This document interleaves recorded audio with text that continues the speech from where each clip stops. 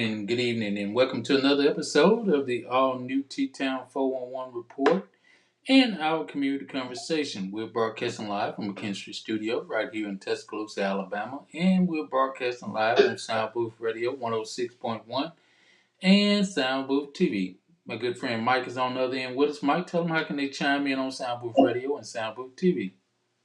Hey, Daryl. To check us out on the radio side of Sound Booth Radio, just go to your iOS or your Google Play Store, download the Live 365 app.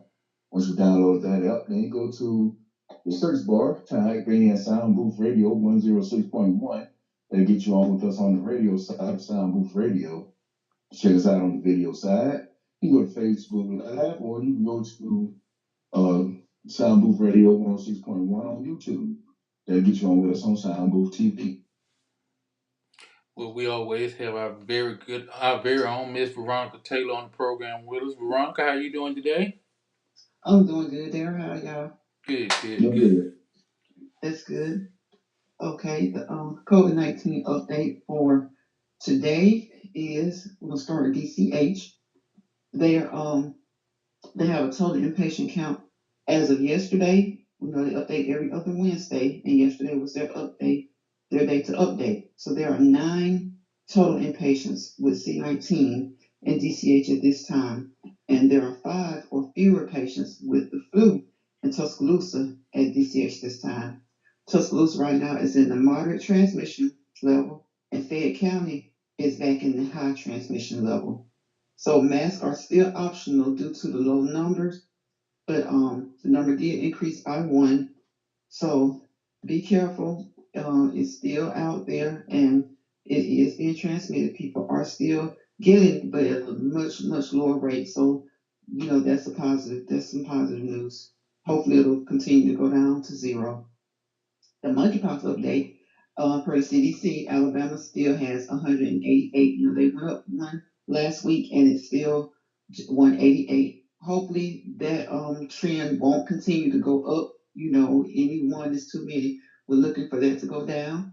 And for the flu update, as of this past Saturday, the flu update, they had a slight increase, not too large, as 1.9%. I think it had gone down to like 1.87%. So they had an uptick in flu this past week as of Saturday, because they update on Saturdays now. So as of this past Saturday, again, the pollen is out, so people be mindful. If you need to wear, I know sometimes it irritates your eyes. If you need your goggles help, or if you need to wear the mask, which to me they seem to help some with the pollen. You're not inhaling it, and doesn't cause you to sneeze as much, so it doesn't get in your throat as much. Maybe that causes much itching. And there is a yeast strand that is out. I had heard about it, but Darren brought to my attention today that there's been an uptick in the southern states. Yeast is something that's been around since the beginning of time, like most of these other viruses, bacteria, and microbes. They just sometimes there's one that gets a little out of hand, and so there is one Candida auris. It is seems to be having an uptick in like long-term healthcare facilities. And in Mississippi, they've seen an uptick in long-term healthcare facilities and a couple of other facilities. So be on the lookout for that, because it can do what they call colonize. And this particular yeast is really, really hard, they say, on people with low immune systems. So, as with most other things, people with low immune systems, it's really hard on them, but everybody be careful, because, you never know. So everybody be as careful as you can.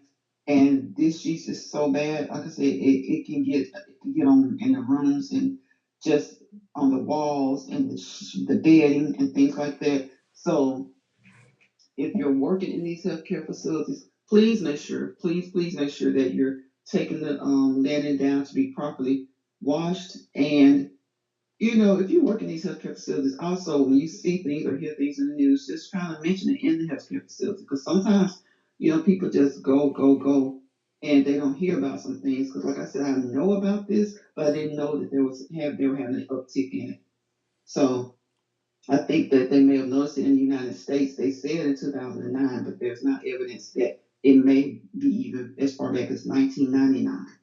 So just be careful. Wash your hands, clean as much as you can, and be mindful of your surroundings and what you do, what you touch, and just be as careful as possible. So those are the updates for this week as far as C19, influenza, monkeypox, and the yeast strand, the Candida auris that's going around. Veronica, that yeast infection, is it something that's contagious, highly contagious, or is it something It's just? contagious. Yeah, it's contagious, and they're saying anybody with a compromised immune system, or have other health problems, other health issues, you know, it can be really really severe. It can be really severe. So like I said, just if you work in the healthcare facilities, just be mindful that this yeast is on the rise. There's an uptick in it, and it's very dangerous. It's very dangerous. It's very dangerous, and it's contagious. Also, for the C19, let's not forget that there are a new strand of booster shots out available right now that you can go and get if you have not. If you haven't had a booster shot since before September of last year, it's time to get another one, and that'll get your immunity up to C19. Hmm, hmm, hmm, hmm. Well, that's just another health thing we got to be concerned about, I guess, especially with that coming up with us. Tonight we will have a guest coming on the program. I told him to check in about 8:30 with us. Miss Shawna Moore, who has a new stage play that she's putting together or put together for a for the community. So she will be coming on about 8:30. Her and a couple of her cast members. So we're gonna have them on the program. So what we're gonna do? Let me read our disclaimer and do a prayer, and things work out from that point. Disclaimer: copyright disclaimer under Section 107 of the Copyright Act of 1976. Allowances made for fair use for purposes such as criticism, comment, news reporting, teaching, scholarship, education, and research. Fair use is a use permitted by a copyright statute that might otherwise be infringed in nonprofit, educational, or personal use tip. Balance in favor of fair use. Also, don't forget the opinions expressed in this presentation are my personal opinion and must not be construed as representing the opinion of any institution which I am or have been affiliated in my professional life, as well as anyone on the program, Mike and Veronica, as host of the program. The other day, let me just mention this. The other day, Tuesday, we had someone that commented on the program about that's called capitalism. I think the gentleman name was Greg Jones. I want to say Michael Jones or some Jones. Anyway, so the next day after the show, I get an inbox from the subject, and he said, I'm gonna do a report on you and something something to that nature." I didn't really pay no attention. I just went on and blocked him and got rid of him. I'm like, man, what are you talking about? What are you talking about? But anyway, some of the people So the just. same person that made the comment about the capitalism in Mm-hmm, Boston said that. mm-hmm. Let me see if it's still in here. I don't know if it's still available because I blocked him.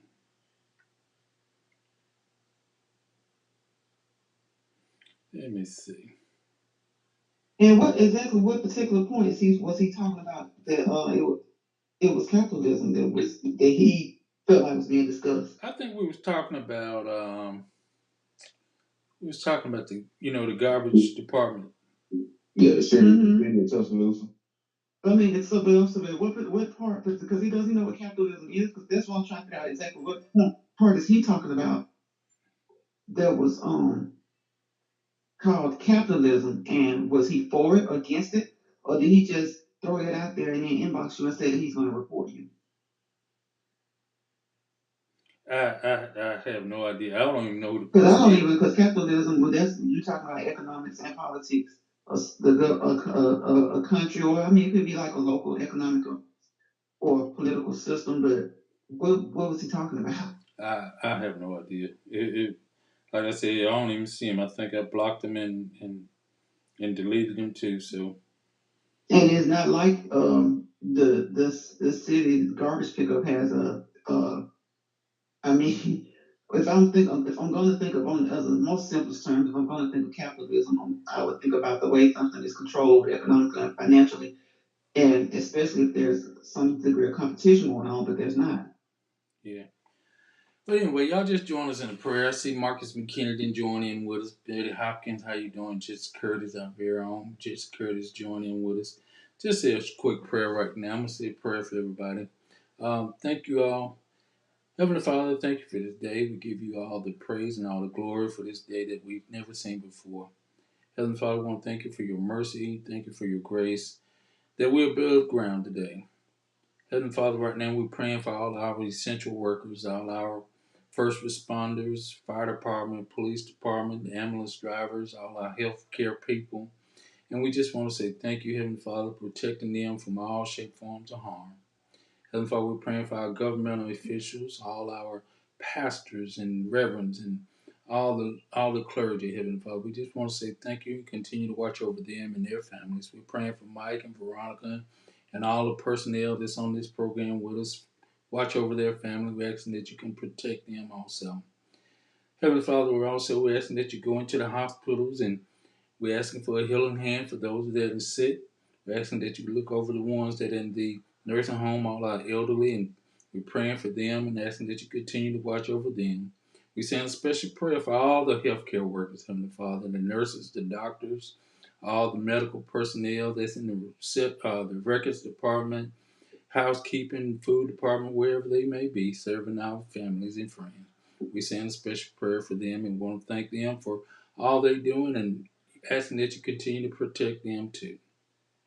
Heavenly Father, we want you to go with the bereavement families, those that are going through the loss of a loved one. We understand that your will has been done, but let them know that there are better days to come, Heavenly Father. We're praying for them that they will find a way to get to their loved one day, Heavenly Father. Right now, we just ask that you continue to watch over all of us and protect us from all shape, forms of harm. We give all the praise and all the glory to your Son, Jesus Christ. In Christ we pray. Amen. Amen. Amen. Amen. Praying for everybody, y'all. We are going to take a quick commercial break. Trying to give them time to get off they rehearsing or was rehearsing. We're going to take a quick commercial break and we'll come right back. Okay? All right. Sound good. All right. For over 27 years here in Tuscaloosa, Catfish Heaven has been pleasing our taste buds with their delicious catfish, pan trout, hot wings, coleslaw, hush puppies, and don't forget about those made-to-order French fries. Whether it's your snack time, lunchtime, or dinner time, give the guys a call over at Catfish Heaven at 205-752-7222, or you can make your order online at catfishheaventuscaloosa.com. So head on over to Catfish Heaven at 2502 21st Street. See you there. Tuscaloosa, get ready for the TTown Memorial Day Weekend Blues and Grill Festival, Saturday, May 27th at Palmore Park, featuring O.B. McKenna, Avail Hollywood, Is you 25 and Arthur up? Young, Tucker, They call me Tucker. TK Soul, Oh, try me. Miss Jody, Me right. plus Donnie Ray and the J. Morris Group. Also a special guest. Tuscaloosa, get ready for the T-Town Memorial Day Weekend Blues and Grill Festival, Saturday, May 27th at Palmore Park, featuring O.B. McKenna, Avail Hollywood, Is you 25 and Arthur up? Young, Tucker, They call me Tucker. TK Soul, Oh, try me. Miss Jody, Me right. plus Donnie Ray and the J. Morris Group. Also a Get your event jumping with Caroline Shines and Impulse Band. Impulse Band has been together for over 7 years, and they haven't missed a beat yet. The band has and will play in various venues and doesn't mind traveling to you. being led by Alabama Blues Hall of Famer herself, Mrs. Caroline Shine. Impulse has opened up for Bobby Rush, L.J. Eccles, Tank, Fantasia, Calvin Richardson, just to name a few. The Impulse Band will surely fit your need for entertainment. Dial 205-887-6859 or 205-887-5026. Or you can just email them at shinesbrightly@yahoo.com. Caroline Shines and Impulse, the band made just for you. Hello? Hey, Rick.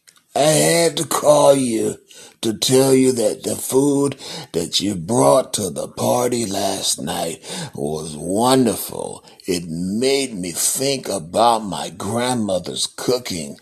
Where did you get that food, brother?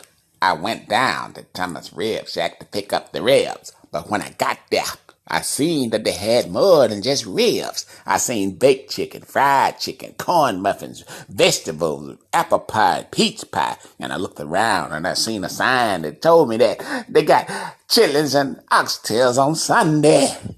Oh, all I can tell you, go down to 2931 15th Street or just give them a call like I did at area code 205-759-5010. Thomas Rib Shack, Tuscaloosa, Alabama.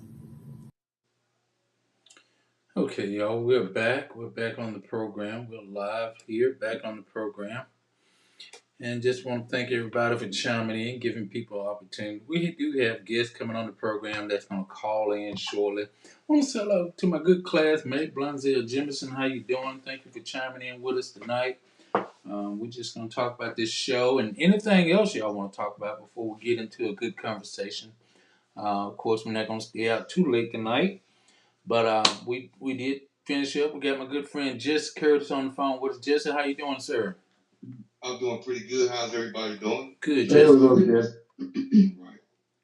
Jesse, that was that TikTok you sent me, man. I don't know if I ever told you, but I used to follow um, Louis Farrakhan a lot back in the '80s. I really did. I used to follow a lot.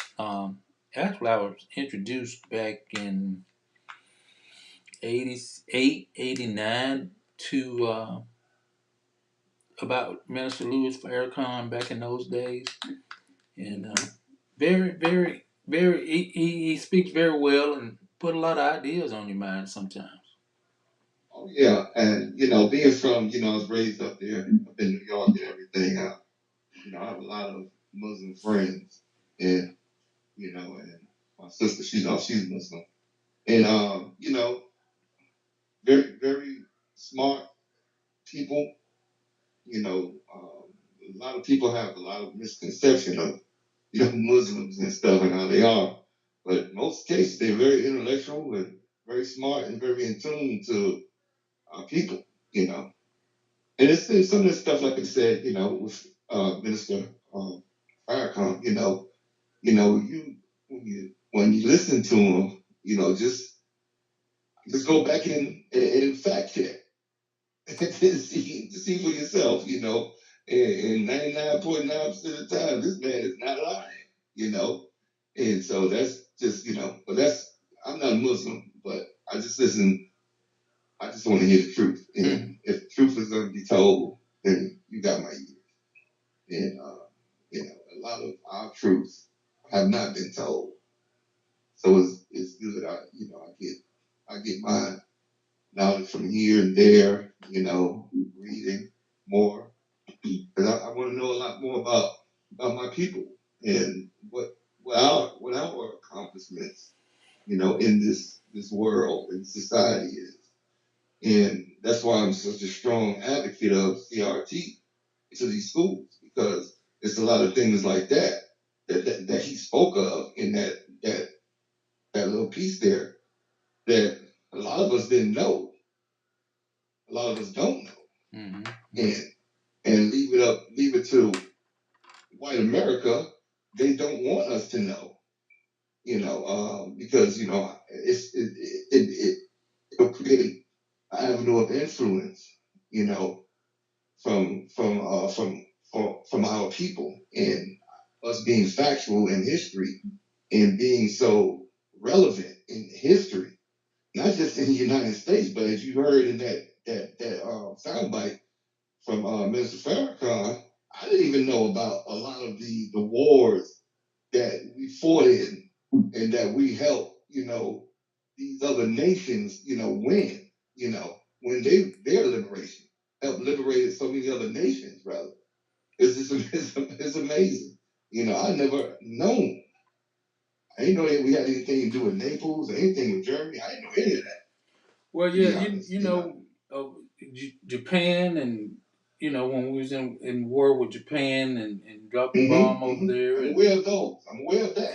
And the fact that America did help rebuild Japan after the war. Yeah. And absolutely. I can imagine even with the Germans, the war with the Germans.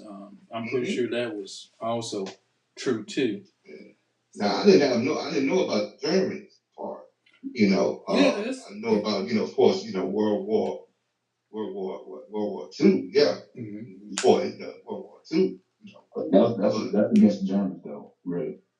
Right, that's what I'm saying. I know that we fought in that war. You know, our people fought in that war.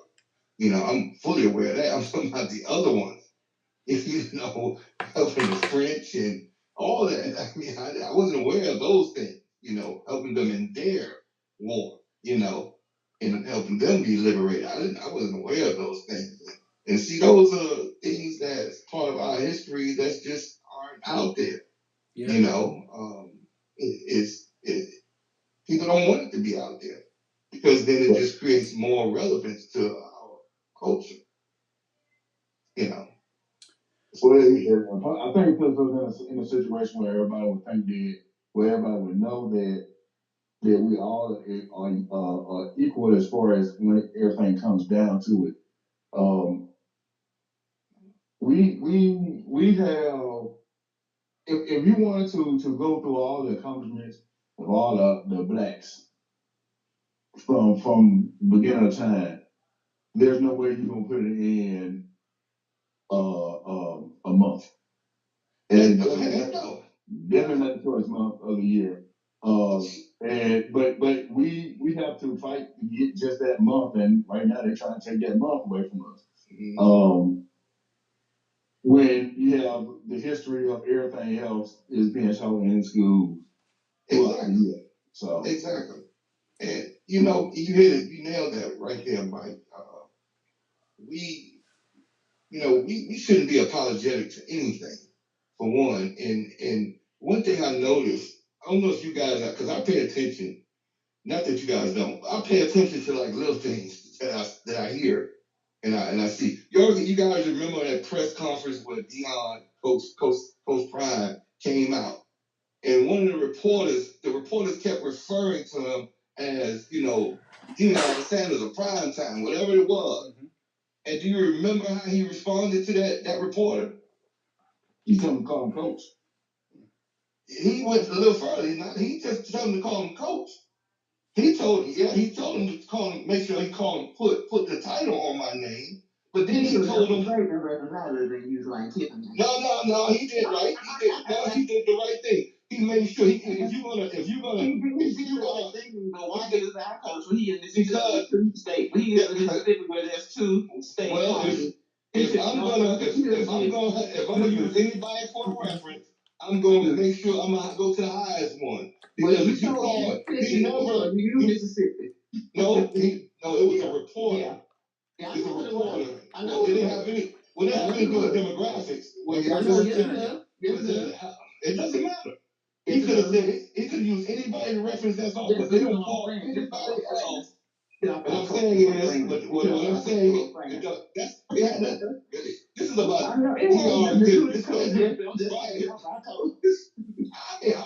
like saying you always want to get on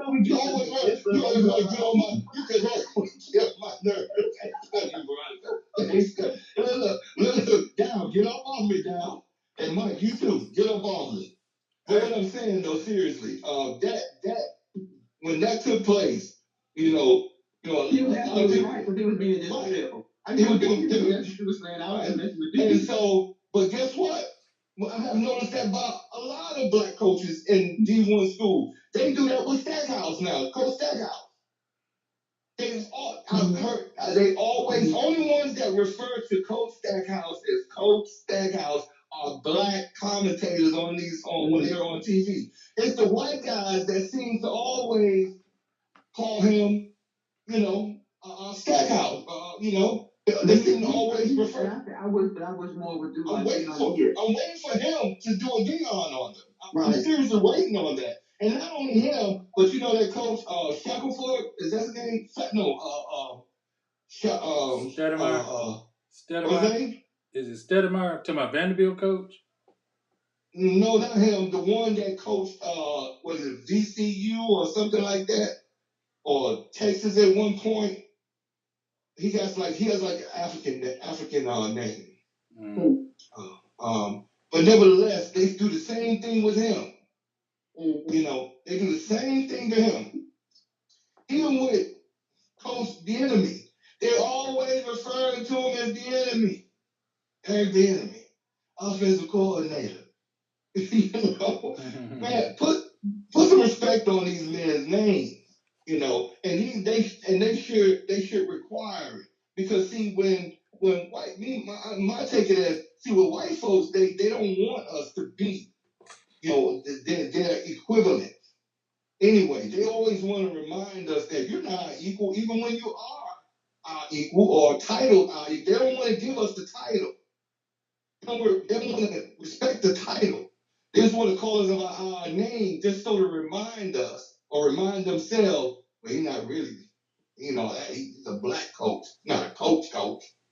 It always seems to be that sort of presence that I gather from it. Maybe no one else sees this, but this is what I see. No, I think we know exactly what you're saying, and it is a matter of respect, and it is like, to them, it's so natural to them to do it, and it's natural, but at the same time it's intentional. It's kind of like the idea, like when you they know exactly what they're doing, because it's so natural to them to have that feeling of superiority. But when you call them on it, it's also so natural to them to keep fighting for it, because you see, you have to basically put his foot down with it, and that's you're going to respect me. And exactly. So it's kind of just like when you talk about presidents, you notice how, sometimes they'll say Bush, sometimes they'll still say it, but with him, it was more of the last name only. Obama, it was more last name only. With the other ones, they'll say their last name, but it was more of the president. So, right. Those small things you do have to pick up on, because those are the things that they get away with for so long, that then when you do speak up about it, there's a chip on his shoulder. No, it's no chip. You just been getting away with it for so long that nobody's been saying anything. So when someone commands respect, you're not used to it. Exactly. And they want to normalize it, and they want to marginalize us. They want to always marginalizing us. And then when they marginalize us, they repeat it to try to normalize it. And then a lot of us kind of like, it goes over a lot of our heads, because we're not really paying attention to it, because we just listen to it. That's his name. He's just saying his name. No. Because you cannot say to a person that has his PhD, you can't say Mr. or Mrs. such and such. Oh, no. It's Dr. such and such. But that's when they're depending on the complacency that our race has shown for so much stuff. And then once that complacency gets out of hand, everybody's looking like, what are we gonna do? They can't do this, they can't do this. Well, you've been letting them do it all along. Because I've had plenty of people that fought, sat there and argued with people about the Obama thing. Like, well, they know Bush. Yeah, they do. But when they show respect, or when the news reports are saying he went overseas to have communications with another leader, it's always president. It's always first lady. They not calling her first name. You want to know something, Veronica? They never called Bush just Bush when he was in office. They never just said Bush. Yeah, right. They have, but nobody put him on TV. But I saw someone even try to justify, because that's when they plant those small seeds where all you hear is the name, but listen at the way they call other names. Oh yeah. Even to this day, most of the times they say President Ronald Reagan.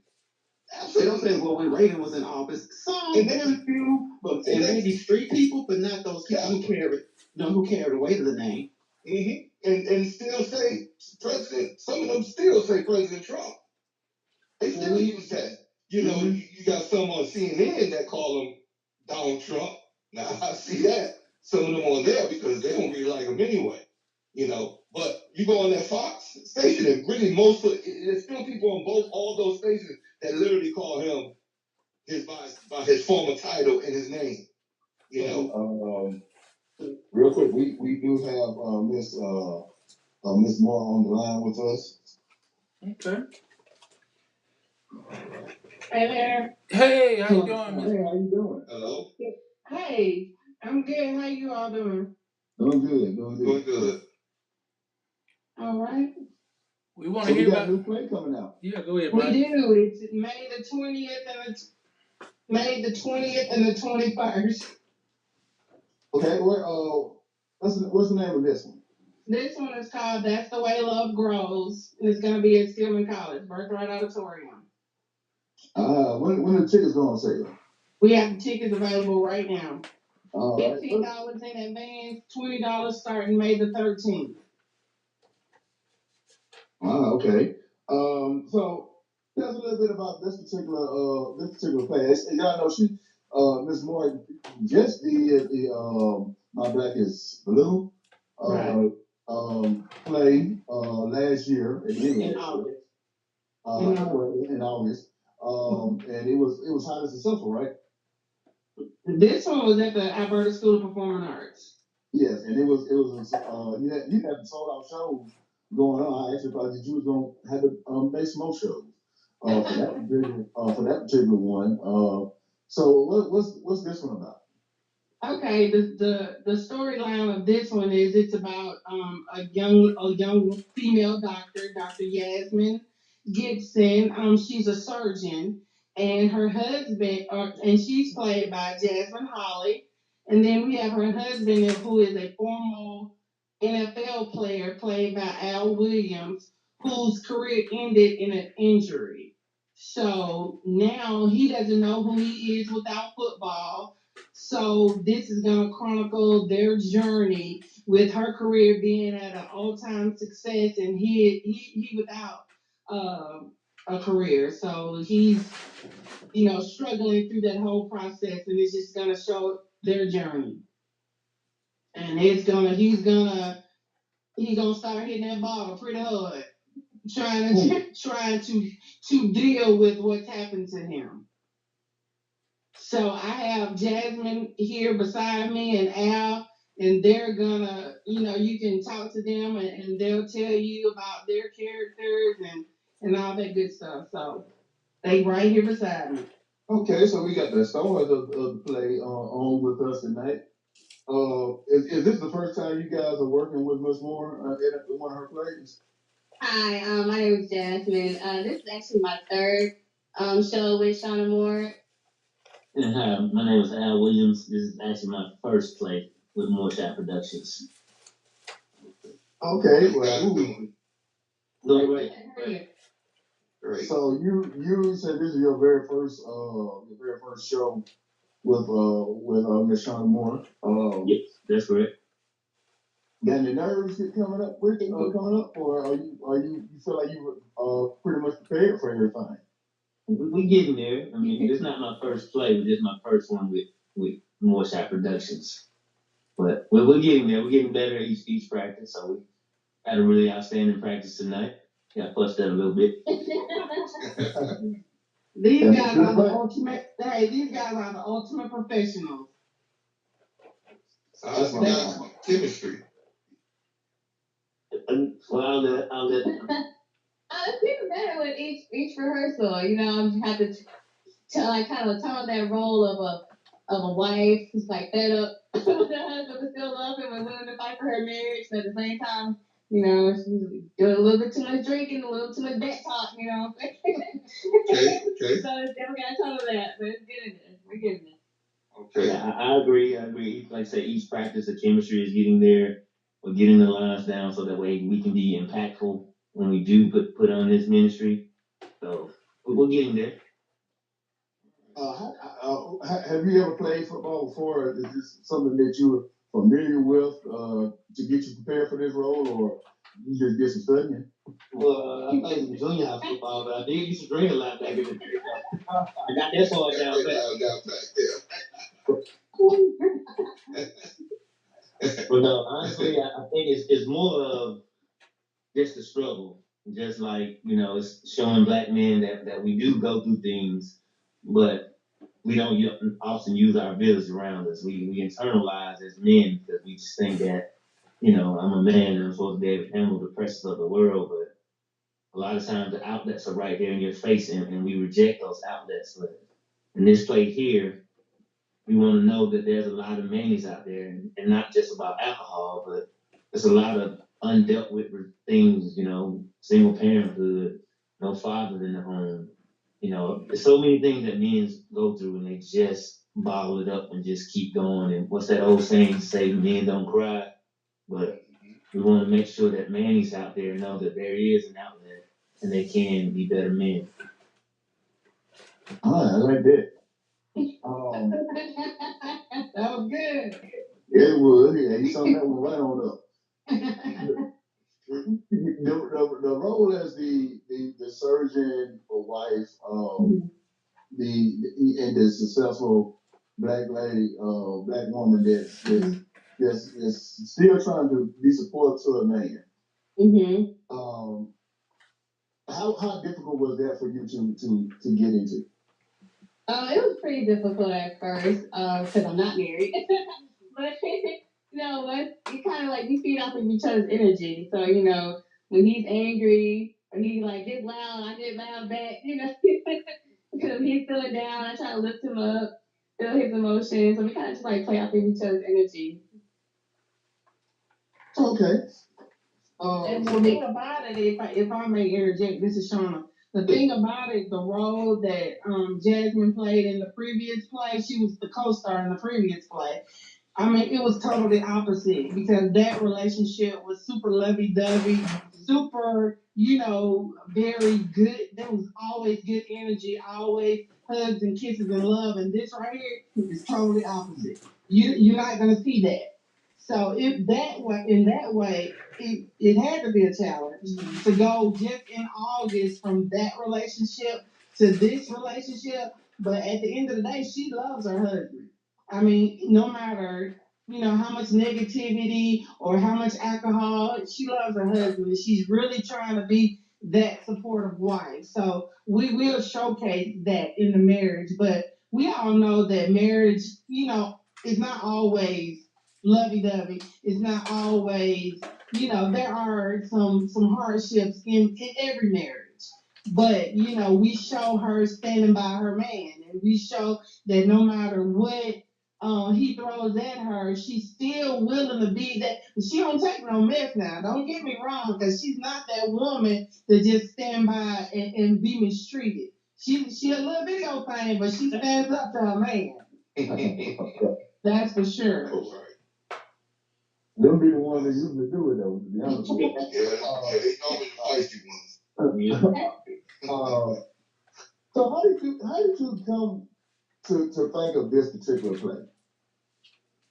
Man, honestly, I don't know. I just don't know. I'm always, God, of course, gave me the story, but I'm always looking for things and stories to address that, we don't like to address. The black community. I've always dealt with, substance abuse, being bullied, mental illness, just all kind of stuff like that. Things that we tend to sweep under the rug because we just like Al said, we just don't want to deal with it, and we just think that as men that we're stronger than we can handle everything. So I'm always looking for a topic that we don't hear about or we don't see about it a lot, and I always want to showcase the black people in a positive light, and to just let people know that even though it's a lot of craziness going on out in the world, we can be a strong knit family. They stand beside each other, they support each other. It's not always shootings and killings and murder amongst each other. We showcase a family that genuinely loves each other, friends that support each other, and friends that can go out and have a good time and stand beside their male friends and their woman friends. But I mean, with the story, God gave me the story. I can't remember specifically, but I know He gave it to me. I don't ever start writing until I can see the full story in my head. Until He gives me the full story and I can write it. It took me 10 days to write it. I was just on in August the 20th, I think, and then I was through with this play in less than a month after that. So yeah, and we got another one coming up in the fall. So get ready. Get ready. So with that being said, now I got it because I asked you this the last time you were on with us. Do you have any plans on broadening beyond Tuscaloosa and maybe taking these babies anywhere outside of the city? Absolutely, that's always the goal. I want people to know my name all over the world, not just in Tuscaloosa. That's always the goal. But it's all about God's timing, right? I mean, I can wish for it every day of my life. All it takes is for one person to see the show, one person to discover me, because I'm gonna always put the work out there. So I absolutely would love to go to Hollywood. I would love to do everything that God has for me. But again, it's all about His time, and I'm gonna keep on working. I'm always, because I love it. I absolutely love what I do. It's frustrating trying to bring it all together sometimes, but I got a phenomenal cast. These guys right here, and plus the other guys, that's been with me 6, 7, 8, 9, 10 plays. We all love what we do. And you have to love it to continue to do it. I mean, it's my work and I take it very seriously. Yeah, we got a couple folks on here that probably could be some good characters on Andy play. Hey. Jesse and Veronica. Yeah. I got a role for them. All they have to do is come to me. Come on closer. I'm never gonna turn anybody away because, like I was saying on this other interview that I had yesterday, everybody's not gonna have the chance to go to Hollywood. I'm gonna always make room for people who want to showcase their talent because it matters. People want to see what you have. There's a lot of talented people right here in the city. And I want to make room for them to shine. I'm always going to give them the Hollywood experience. I'm always going to do that. So, yeah, if you know anybody that's interested, I will never turn them away. Never. So, send them on my way. Hey, listen though, if anybody wants to buy tickets, all the castmates have tickets available. They can cash out me at $ More Shop Productions. That's the company cash out. $ More Shop Productions. The tickets again are $15 until May the 13th, and then they'll be $20 from there on out. But if you cash out the tickets, I'll put the name on the guest list at the door. So tell everybody you know that May the 20th and the 21st at Stillman is going down. There's More Shop Productions going to bring it with Jasmine Holly and Al Williams and all these other people, Tony Humphries, April Watson, and we got a phenomenal slew of great talent. And we ready to show y'all what we've been working on. All right, we can't wait to see it. Sounds good. Hey, sounds good. Let me know when you're ready for them tickets. I'm going to be looking for y'all. For real. Can you give the dates again? Right now on the screen. Okay. So everybody who's not who didn't catch everything, $15 in advance. So $ More Shop Productions is is the cash out, and also if you happen to know any of the actors or actresses that are in the play, you can get the tickets from them as they have some available. And advance tickets are $15 until the 20. Until the 13th. To the 13th. To the 13th. And then after that, they're gonna be $20. So.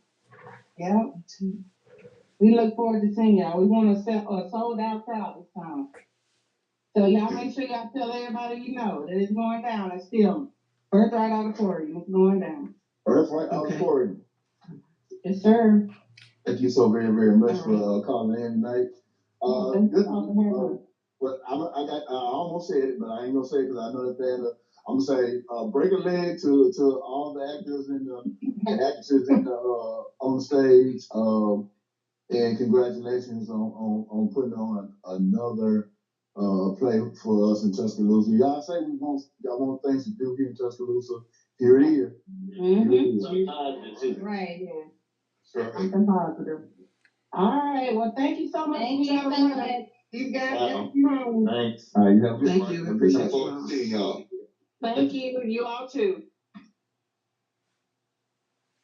We gotta make sure we go out there and support our people, y'all. We gotta make sure we do that because, like she said, it takes a lot to put that stuff on, and it's for our entertainment purposes all in itself.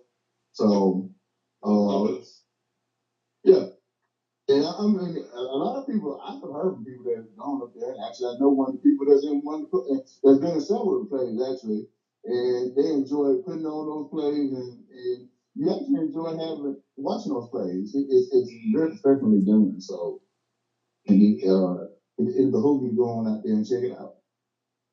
Oh yeah. Looking forward to it, Mike. Looking forward to it. Great interview. Great interview. I think I'll be one in the seats up there. And you know, that brings a topic up also. I guess we can kind of go into that.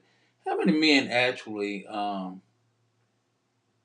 approve of a woman making more money than they do? Daryl, on my Battle of the Sexes show, we have had that conversation on multiple occasions.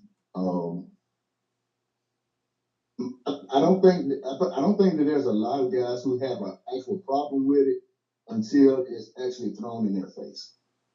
It's the thing that we kind of came up with. Yeah. You know what I'm saying? Because I think it's all right if you make more money, as long as I'm going out there doing the best I can as far as making a living too. You might be a white collar worker, and your job just by title brings in more money. I might go out and be a blue collar worker, working extremely hard, bringing a good living. But the two ain't. You might be a doctor, and I might be we've been talking about a garbage man. So if that's the case, then the doctor is probably more than likely gonna make more than the garbage man gonna make. But as long as you're going out there, you're trying to do the best you can, and you're trying to better yourself all the time, I don't think that there's that huge problem until that problem comes in where I make all the money, and I think that's a vice versa thing because I don't think women care too much about that either until guys throw in the fact that they bring home the bacon. And then that's an argument that you can have. That's going to probably be a week long. A week long. Probably longer than that. You being nice, Mike. That sort of conversation. You're gonna stop saying it after the first day, but it's gonna linger for a week. True. I mean, I never had a problem with that. A woman making more than me. I mean, it just never really dawned on me. Actually, in the relationship I was in, even if when she did, it just never was a question. Because I didn't meet you on them basis. I never met them on. You know what I'm saying? If you kind of go in a relationship like that with that on your mind, and you start on those bases, I can see it becoming an issue down the line because it's always been a topic of discussion. It's just never been a topic of discussion with me in any relationship I was in that she just happened to be making more money. It's just a fact. I knew she was making more money than me, but it never was a topic. Well, not to cut you off, Jeff, but I think that one of the huge things that you have to look at is a lot of times people get together. Maybe she wasn't making more than you in the beginning, and then all of a sudden she becomes highly successful in whatever she's doing. Then she started making more than you. I think that you might have a few guys that might have a little thing about that because the dynamic has changed in the relationship. But truthfully, and I've always had the same mentality, like As long as I'm not gonna let nobody outman me in the aspect of if you out there, you working, you hustling and everything, then you better believe I'm gonna be out there working, hustling also. So you're not gonna have two jobs and I'm sitting around at the house playing video games. That I've never been that particular person.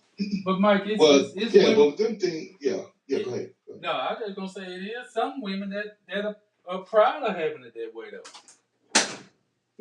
I think too, and that's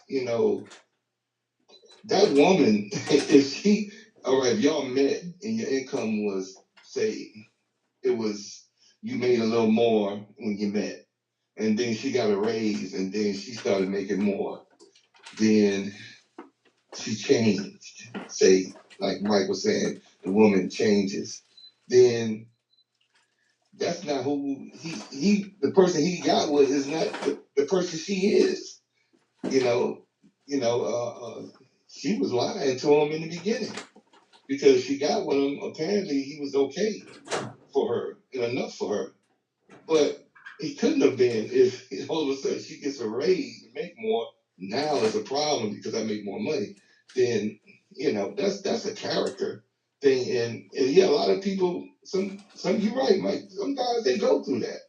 Unfortunate, but us, I don't think that they fall out of love with the person more so than, like I said, the dynamic changes. That becomes resentment, though. That's resentment. I don't know. Well, I guess it could be. I think it depends on the situation. It depends on the people.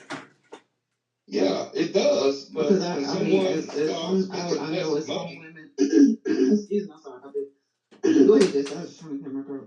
Go ahead. Oh, I was saying some women, all of a sudden, when some women have a problem with, then that's the woman having a problem with a man she's with making less than her, as opposed to the man having a problem with the woman that's making more than him. In that case, that woman, like, I don't even know how that becomes a resentment thing to me. I think it depends on the situation because some now if she starts to make more, because as the adage goes, the more money, more problems, or more money, more bills. So and because people start to get accustomed to just having a little bit more, and you should spend money on yourself and your family if you're making more. But I guess it's some women that's if you're really busting your butt and then you get this raise, and he seems to have plateaued, and that can be the reverse as well.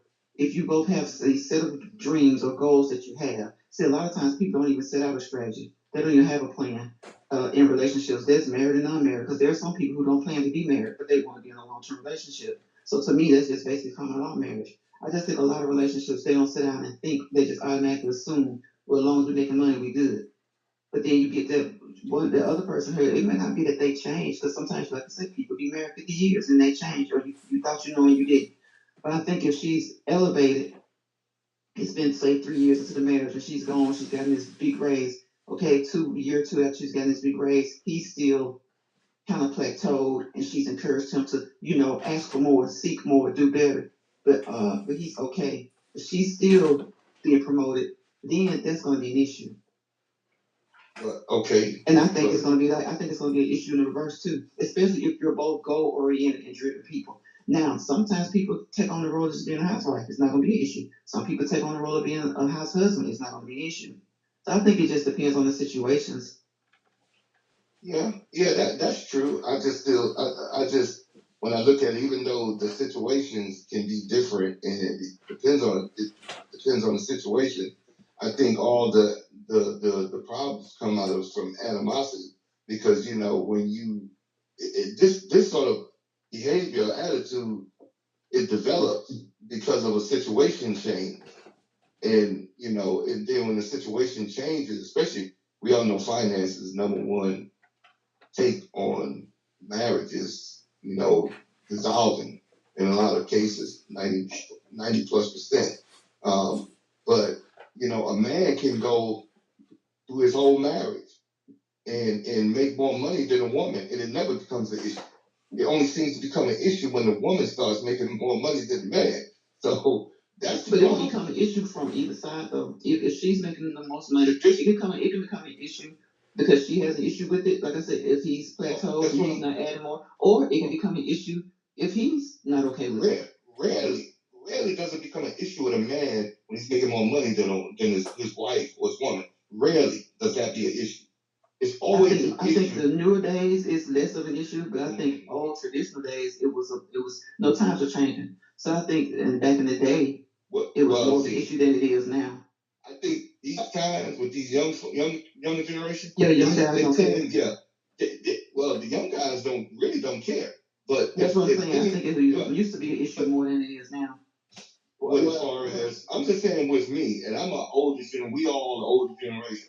I'm just saying my generation, most men in my generation, we don't care that we make more money than our wives or our women for the duration of our relationship. We could care less.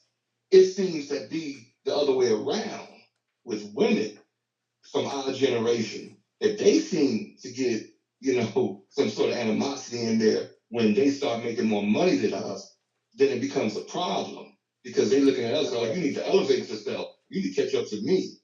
But we don't have that problem. Men don't have. Can I say that because we had some women on Dollar Six that suggested that most of that had to do with the fact that you're supposed to be the leader of the household.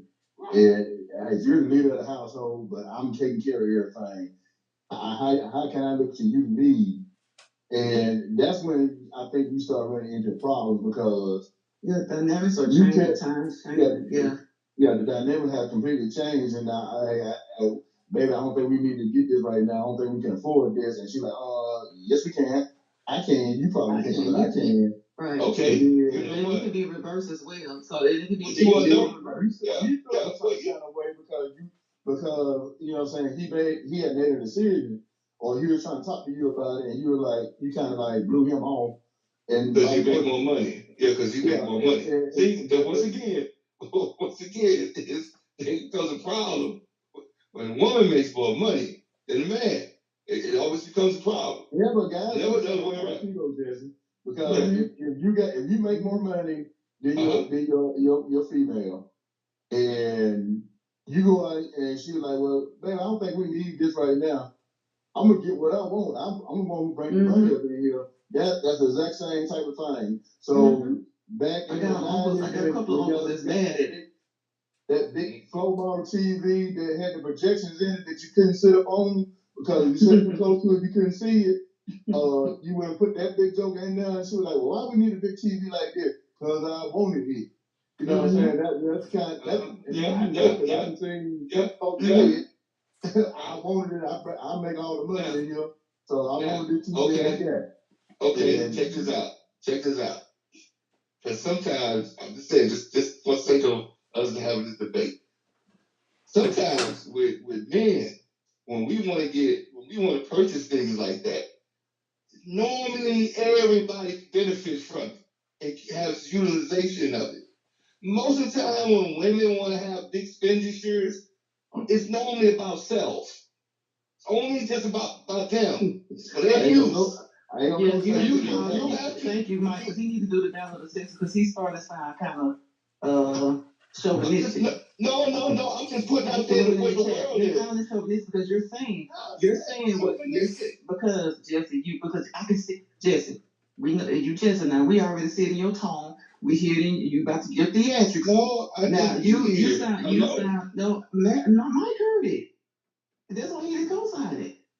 It's more like what he said. It's like you just can't make a generalization. There's certain things. No, he just said you're saying what you just said.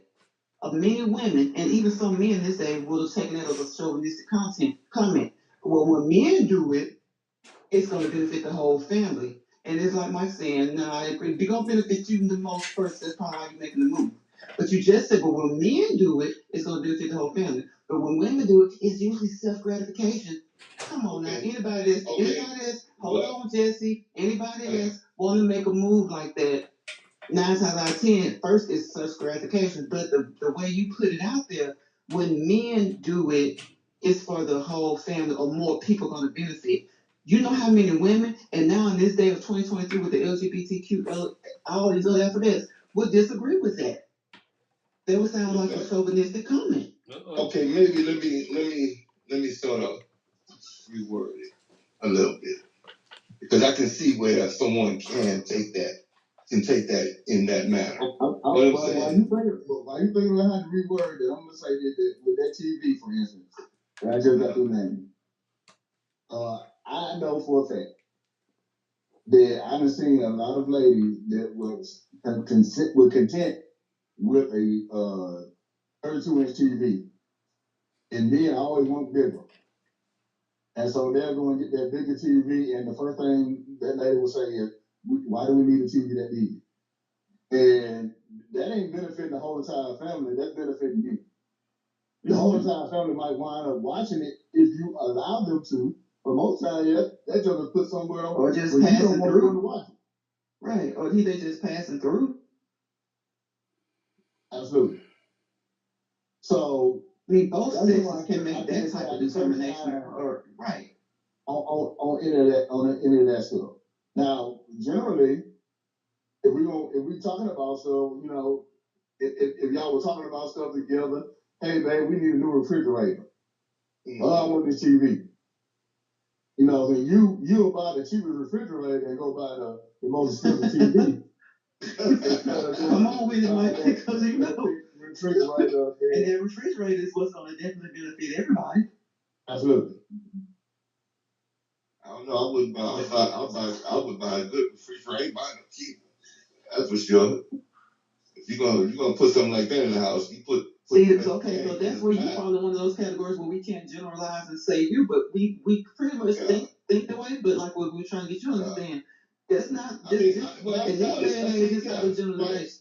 I see where you're coming from. That's why I said you have to reword that. And I understand, like I said, I'm not gonna buy a cheap refrigerator. That's true, because I don't even believe I'll tell mine right now.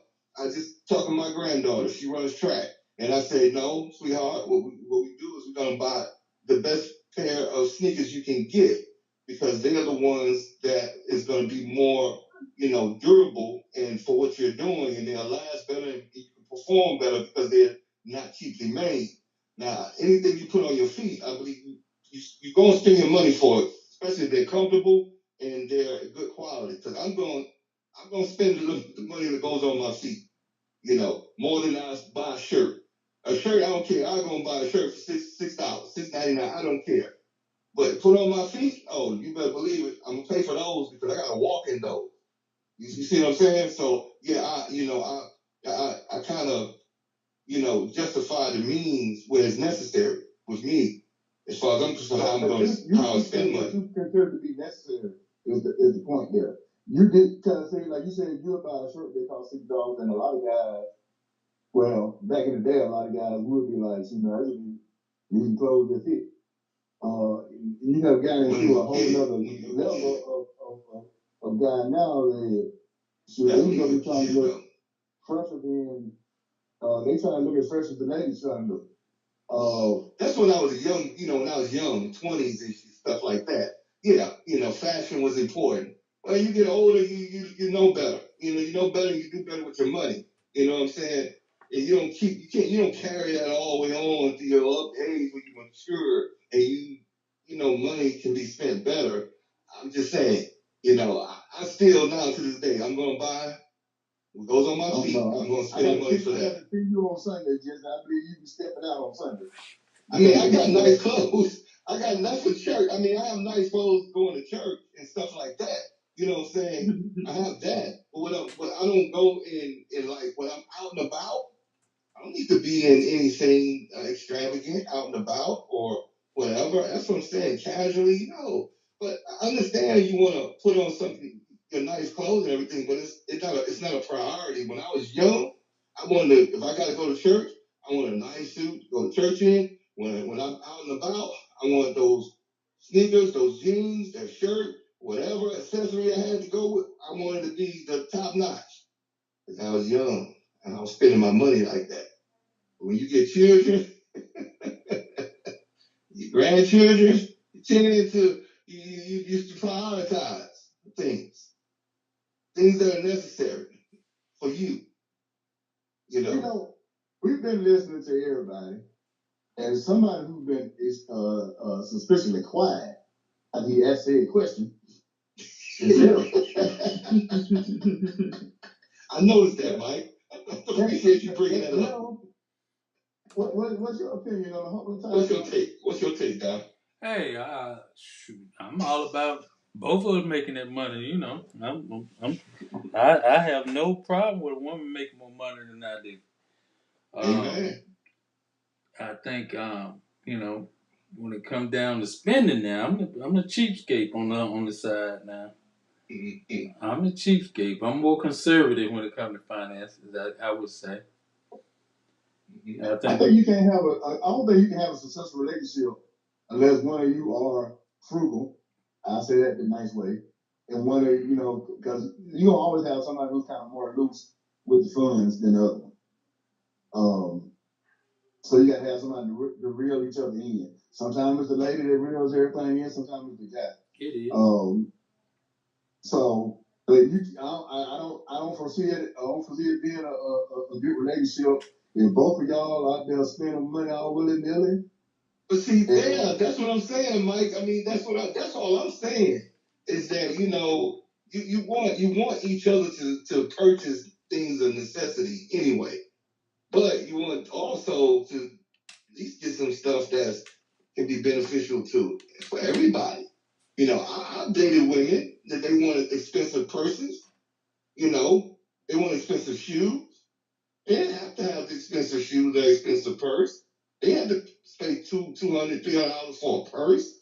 Come on, $200, for a pair of stilettos. They ain't nothing comfortable about them. Come on, you taking them off when you get somewhere. You're struggling coming out the parking lot with them on. Come on now. That's all. Well, that's all I'm saying. I'm just saying. But truthfully, in my opinion, everything that's designed for a lady is automatically geared to be to cost more. Okay.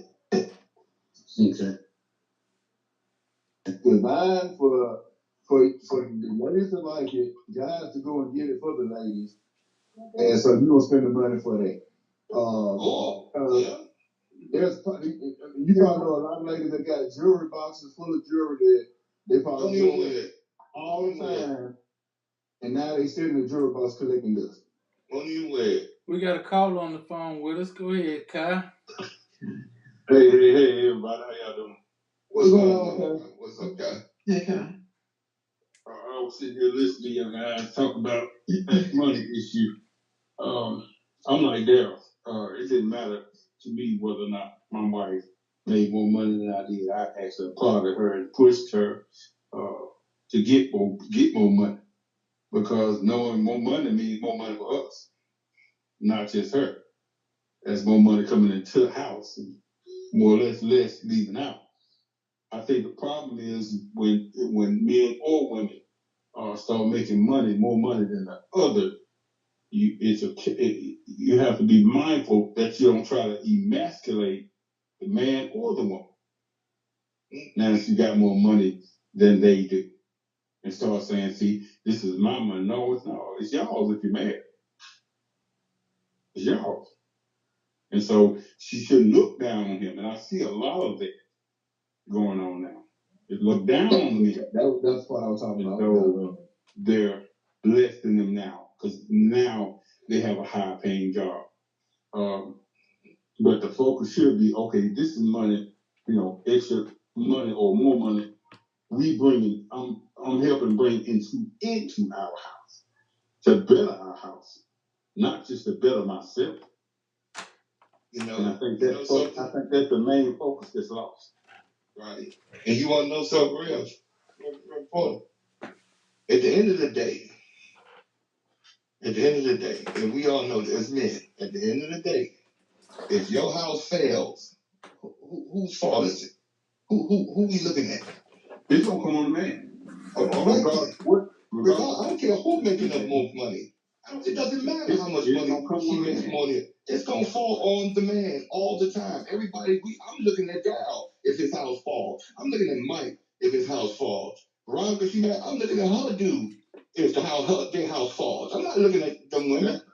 Nobody's looking at those women. But every time we always having this conversation about households and why men feel the way they feel because we take on the brunt of everything in that household that fails.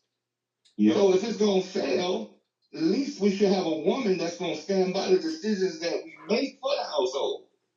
Because she can understand, well, my husband, but everybody says a partnership. It's a partnership to a certain extent. Because a partnership, you want to say 50-50. Okay, you take the garbage out when you need to take out, and I take it out. You do the yard when I'll do the yard, you do the yard. But let's do it. When you need something lifted, the car up at 75 you get that too when you get time to get it. Hey, Jesse, is this topic to anybody else?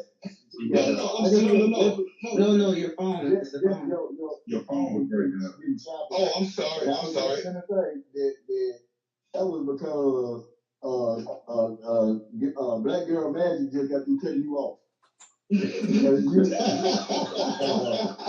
know something? I didn't tell you, Mike. I didn't tell you. Yeah, because sometimes folks don't want to hear the truth. Black Girl Magic want to hear the truth. What I'm saying, seriously, though. I hope y'all guys can hear me. I'm not badgering or beating or anything. It's just a fact that if a household fails, it falls on the man. Everybody's gonna have so much sympathy for the woman. They were like, well, what is he doing? Why is that building paid? Well, what's the problem? You need to get you a real man. There's all those things that men have to deal with when the house fails. When the house is really successful, we don't get accolades from the outside saying, "Oh, you're doing a great job right now." Oh no! Matter of fact, the accolades goes to the woman. You know, your house look great. Your house is beautiful. That goes to her. You know, and all y'all know this. This is a fact. We grown folks here. We adults. We know this. And I'm not. Speaking from a grown person's perspective, I'm gonna tell you, like Mike said, that Black Girl Magic. A black woman's household doesn't fail. Period. Mm-hmm. Single or married. Because a black woman gonna do what it do to make it work. Mm-hmm. So when you say when a household fails, it gets put on the man, think of what percentage of society that is. Because you have to look at the marital rate at that point. And you have to look at the household, what is the marriage rate amongst the African American community? Yeah, it's probably far less than the single. So we really don't have that conversation a lot about if the household fails, they're gonna look at you. I'm just gonna be honest, our people really don't even look at that like that. Like that's a typical in a Beaver Cleaver type of world. Maybe in the 50s and 60s, it's a typical. But now in this day and stage, I don't see too many with the divorce rate that it is. I don't see. It's like with these jobs, you getting out of there. If it's failed, that's the only sign you're gonna see that it failed. That things went wrong and then they went their separate ways. Black women don't let their homes fail. We may be living in a car with our kids. If we got kids, especially, that's gonna be our most. Seems like those with kids gonna work harder. So when you start to talk about like they're gonna look at the man if it fails. How many truly you go to Tuscaloosa right now? We was accounting by the end of this week. How many households have a male and woman in them anyway? That's true. I don't really even think people think of it like that. And not saying that you're wrong, Jesse, but I'm just saying I don't even think of it. I don't even think people are even thinking of it like that. Because yeah, it's true, a household can fail, and you're gonna look at. But I don't really think nobody's gonna say unless this man was a gambler, unless this lady was a shopaholic with a problem that really needed some professional attention. When you start thinking about it like that, but you gotta look at the number of households that carry a man and a woman first of all, because Black Girl Magic ain't letting her house fail. And I don't know what nobody say about her. If she got to go to the emergency services, if she got to go to borrowing, or if she got to go without, she's not letting her house fail. I remember being in LPN school, not having could ask my parents, could ask somebody else, but sometimes you get tired of doing it because I'm trying to go to school and have a kid, and I have a kid, and the kid's father is doing what he's supposed to do, but the kid's father's in the military, so every now and again you come short because once again I'm not dependent on him to carry the load. We're not married, but we do have a child together. I'm not one of those women with a mindset that he got to take care of give me enough for both of us, even though he did. Sometimes he's overseas or something. So you getting short, the money ain't gonna come in, especially back then. It wasn't like a cash app. The money is probably on the way in the mail. I just looked up and found $40 one day. We went down to the food world, mayonnaise, mustard, Kool-Aid, a little bit of sugar, gas my tank until I got my check. So a lady is not looking for her household to fail. I know the women these days and the men these days have a different mindset. But when you say fail, it's just kind of, I'm like, I don't really even think, I understand what you're saying, but I don't really think that people even, like, very few people like you who look at things maybe in a more detailed way. I don't even think they look at it like that. I don't think they look at it as it failed. They just look at it like this, they out of there. Hey, this time you see, old Daquan, he ain't even with Keisha no more. He done married some other girl. Next time you see Keisha, she over there with Josh somewhere. I hear you, but I know for I don't really I don't really see that. I saw that in my grandparents. Now I saw that in my grandparents. My grandfather worked at the steel mill, 13 kids and grandkids.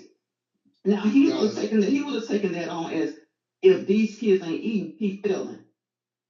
He would have took that on. And I think some men do still take that on today, but not to the degree. Not to the degree that they did. Because like I said, my grandparents had 13 kids. And my grandmother did not work at all. And that was I tell my not know, back in the day, like 40s and 60s, you work for the neighborhood, you do this. My grandmother did not work. But fortunately, my granddad did have a job at the steel mill.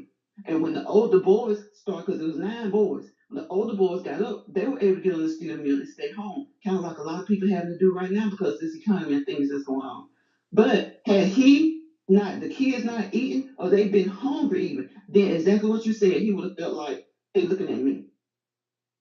Not just the family, but anybody who knows anything about this is looking at me.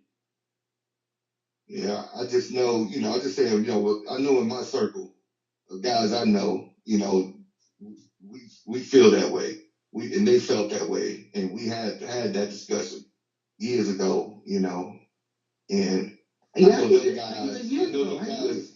Well, I'm not talking like abundance of years. I'm just a few years ago. I'm just saying, I know I get it years ago, but things change. This 2023, things change like the swap of a hat. I mean, I get it though. I get what you're saying.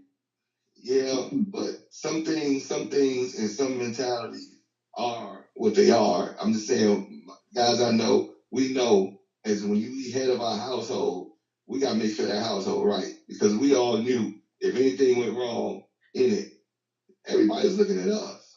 Our families is looking at us. The men, they're not looking at the women. See, those are strong. That's what strong men think. And I'm not saying men today aren't strong. I'm just saying that with different times, different set of mindsets. Yeah, and I understand the single. Yeah, and I understand the single household. Right now, we got a bunch of couples that's when you have your set and I have my set, and then the two sets. Exactly, because that's what I'm just about to segue into my asking y'all what y'all think about the separate bank accounts. Because this times generally are just changing. It's not like the old-fashioned way. People have so many different mindsets nowadays. I will tell you like this: most of the old folks, older cats that I know, they say it's good to have a separate bank account and have a joint account and have a separate one. Now that's advice I got from older cats. I don't know about the young folks. They don't have most of these young people don't have a joint account. Period. They all they have is separate accounts. They have their accounts separately. They need to pull their stuff together. They need to pull together. Have one that's I need $200 from you for this, and then every pay period or something. Every pay period or something. I mean, like if they stay together and it's a bill that come up, they be like, well, this bill is $200, so I need to pay from you. Right. Then they're gonna get their $100, and whoever is gonna make the payment. And you're right, Mike. That's how they do it. So that you know what I'm saying, and that way it's never a big deal about who makes money. But then of course you always get somebody on the other side, especially if you get paid bi-weekly. If both of y'all got paid bi-weekly and he get paid the week that you don't get paid, and vice versa, that week that you don't get paid, somebody gonna be like, baby. But let me. Okay, how about this? What about when I talk about bank accounts, right? So it kind of changes a little bit when it's talking about actual money in pocket or money in savings. So what do you think about if you have, okay, what you have is a joint account. You really hadn't talked about it. You know, you're doing your thing, you're going along, and something comes up and you find out that your spouse, whether it be the male or the female, dipping. Not dipping, that they have an account that you didn't even know about. And you just happen to find it. You happen to find it. So say for instance, say it's the woman who has it. And say that, like Judge Jesse said, if something's not going right in the household, you're gonna look at the man, right? Okay, so say something is going as he stated, the household is failing. But then you happen to slip up and find this receipt where your wife has an account with $30,000 in it. Mm. Or the wife found that with with that. So I'm saying this. You better not be struggling for nothing. No, I'm saying what I'm saying is how do you feel then about, because that's why I say I don't a lot of times generalize, because like Jesse said earlier, see when he said women tend to like to spend, he changed it, but I'm just going back to when he said they like to spend. Well, that chick was saving somewhere. She was saving, and so if the house started struggling. But you just said everybody should have their own. You correct me if I'm wrong, but you said it should be something joint and it should be something separate, right? But your own. But so if it's separate, hold on. So if it's separate, why should you know what it is, no matter how we doing? Because at the end of the day, it's like Reverend Porter said, it's marital, and that is marital property. I don't care how they look like. Nah, Jesse, you trying to change it now, because see, you trying to change it. No, I'm not. Put it out there like it. See, I'm not trying to change it. You just saying what old fashioned way would it benefit? I'm just saying what older. No. You what old back in the day. What I said was older cats have said it's good to have a separate account, which as a joint account. You know what I'm saying? That's what they're saying. But do you really think that somebody tell you about their separate account? You should. I mean, you should, but do you really think they should know about it? And then, okay, what if they have another account? Because I'm gonna tell you that black girl magic is what I'm trying to tell you about. They should know about it. Black girl magic is about what I'm about to tell you about. Black girl magic. If you know about the other separate account that I have. My thing is, why ever be separate then? If we're gonna have them together, and then you have yours, you said somebody already told you, okay, keep your own, but just you have to let people finish their train of thought. If you say they're telling you to hold on to that money on the side, and you always have something together, what's wrong with if your spouse, be it male or female, have that money together, money to the side, then they got a third one over there? Because that's the way my mama and daddies, granddaddies taught us that you say whatever you can when you can. It don't have to be a lot, but whatever it is, you say, because you never know a person. And like you said, the marriage is sometimes that person ain't doing right, or they're envious, or they're being whatever. So you just said that somebody told you to keep some money to the side. So what I'm saying is, old women and men told the young folks in our family growing up, keep some money to the side. But what some of us took from that, our grandmama said, come here, baby, you keep a little bit more over there too. So if stuff started going down, why should I have to go into my little other extra earnings? Okay. So, but I hear Maggie telling me not to do it because, like you said, if they don't look at you, we got something joint and we got something same, and this stuff failing. Should nothing be failing if you have separate accounts and you got money in them. There should be nothing failing there. That's that. Well, sometimes it is. Sometimes it is, because it takes more than sometimes too income for households to go. If you have separate accounts, if you have separate accounts and you have money in your separate account and your bills aren't paid, then you're just being neglectful to your marital duties and your responsibilities to your marriage. That's what you're doing. Account? If the joint account doesn't have money in it, if you have money in your separate account. No, bro, there's a joint account. There's going to be money in the joint account on my end. Look here. It doesn't need, what I'm saying to you is, let me finish saying what I'm saying. What I'm saying is, if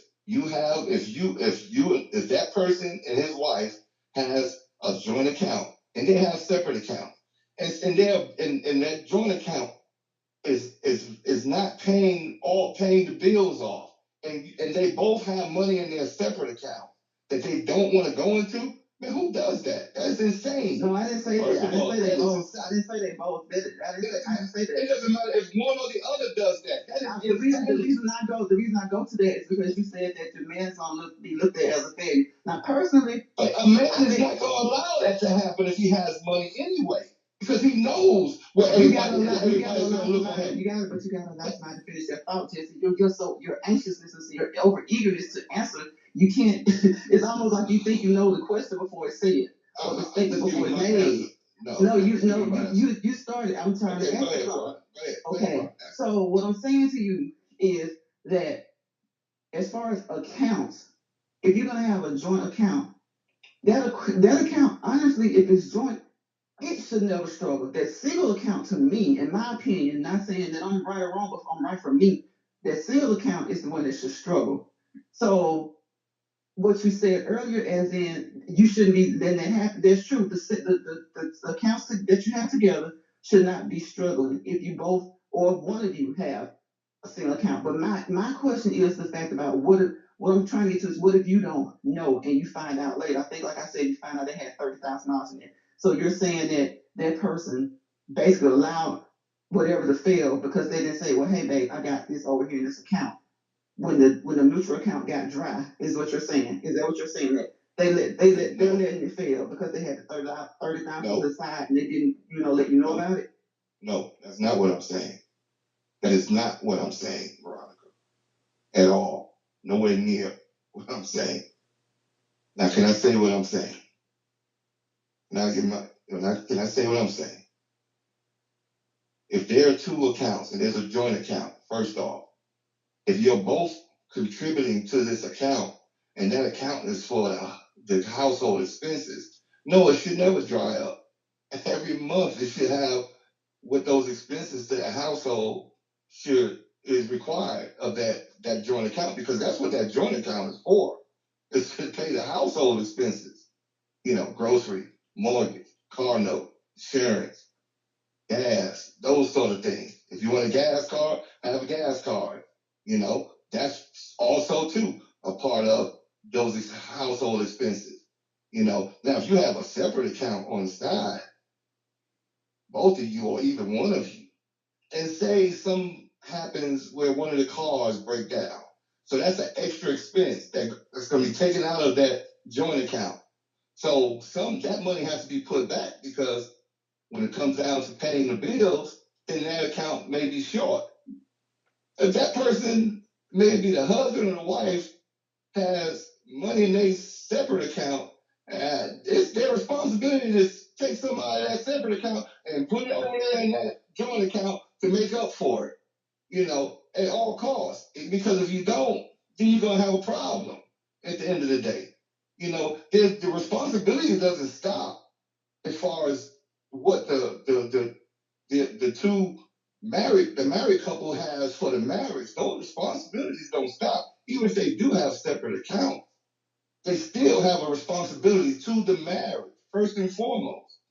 Be it to have that. Because at the end of the day, I don't know any man that's going to allow his light to get turned off, car get pulled, or car broke down. So when I think I got you. So when you were saying, like the old school taught you to keep money to the side, so that money that you would keep to the side, if the mutual account went drought, you'll be willing to take out of your account. You have to be, absolutely. And that account wasn't they wasn't saying it as for you to have it on the side, for you to be like kind of sneaky with it and like doing little private things with it. No, that's money on the side. It's like if push comes to shove and something happens over here to this one, you done put back. Son, you didn't put back, son. So you good. Regardless, you're good.